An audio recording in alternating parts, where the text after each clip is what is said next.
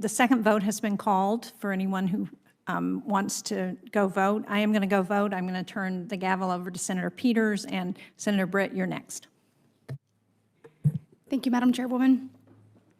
Thank you, Mr. General, for being in front of us today. I appreciate the topics that have been brought up, from drug cartels to Mexico and the DEA to the fentanyl poisoning communities all across this nation to drug use and addiction. I stand ready to be a productive part of those conversations and work to move our nation forward, keeping our communities safe and strong. Mr. General, I want to ask you about some questions when you testified in front of the Senate Judiciary Committee a couple of weeks ago. I am a big believer, and I've heard this all over the state of Alabama as I've traveled. People want justice to be blind. They believe that is a foundational building block of our nation, and until we restore that trust and confidence, people are worried about the direction our nation will go. So you testified several weeks ago before the Senate Judiciary Committee and fielded a number of questions from committee members regarding DOJ's failure to prosecute any individuals who were involved in the illegal protest outside the homes of multiple Supreme Court justices in the aftermath of the leaked Dobbs opinion. As you are well aware, 18 U.S.C. 1507 makes it a crime to picket or parade near a residence occupied by a judge. It says, with the intent of influencing any judge, juror, witness, or court officer in the discharge of his duty. In answering the questions from multiple members of the committee, you repeatedly asserted that DOJ's failure to bring any charges under Section 1507 was due to the fact that the U.S. Marshals who were protecting the homes of the justices failed to make any arrest under that statute. You said, quote, "The marshals have been advised, and they know, and the marshals on the ground, they have full authority to arrest people under any federal statute, including that federal statute," end quote. That was in direct reference to Section 1507. You went on to say, the Attorney General does not decide whether to arrest the marshals on the scene. They do make the decision of whether to arrest.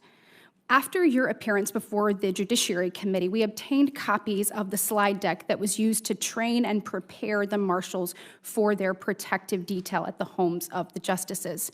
Those training materials show that the marshals likely didn't make any arrest under Section 1507 for a pretty simple reason. They were actively discouraged from doing so. As you can see on the slide behind me, the marshals were explicitly told to avoid, unless absolutely necessary, any criminal enforcement action involving the protester. The slides went on to say, they explicitly state that making arrests and initiating prosecutions was not the goal of the marshals' presence at the homes of the justices, and the "not" was actually italicized and underlined. The next slide directs the marshals not to engage in protest-related enforcement actions beyond those that were strictly and immediately necessary and tailored to ensure the physical security of the justices. If you'll see in the next slide here, it discourages the marshals from making arrest under any Section 1507 by asserting that there may be a First Amendment right to harass the families of the judges, and by concluding that any arrest of protesters are a last resort to prevent physical harm of the justices.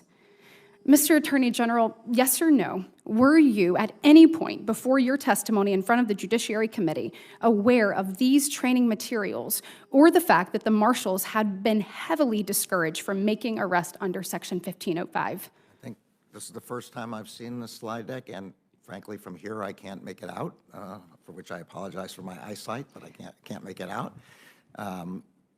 What I said before was correct. Their first and principal job is to protect the lives and property of the members of the court. And as I said at the time, first Attorney General who's ever ordered the marshals to protect the residences of the justices and to protect them 24/7. Yes. That's their principal responsibility. But that doesn't mean that they are in any way precluded from bringing other kinds of arrests. So thank you so much, Mr. Attorney General. I do have another question for in a few moments, but when you say they were given the full authority to arrest people violating Section 1507, I would ask, will you take a look at these slides, these materials, dig into them? It is clear that these marshals were given directives that limited, that narrowed the scope. Of course, we all want the physical safety. Safety of our Supreme Court justice is paramount, and we thank you for sending those marshals there. 1507, though, actually is more all-encompassing than that narrowly tailored objective. And it says picketing or parading near a building or housing if you're doing it with the intent to interfere with, obstruct, or impede the administration of justice or influencing any judge in the discharge of his duty. It's clear when you look at these slides that the marshals were not given those directives. I would like for you to take a look at that. And if you agree with that statement, I'd like for you to amend your testimony to the Judiciary Committee. Well, there's nothing for me to amend because, as I said, I've never seen those slides before. I know I need to yield my time. It's clear the marshals were given a different directive, and I would ask you to look into that, please. I will. Thank you. Thank you, Senator Britt. Thanks for watching, everybody. Make sure to hit that subscribe button.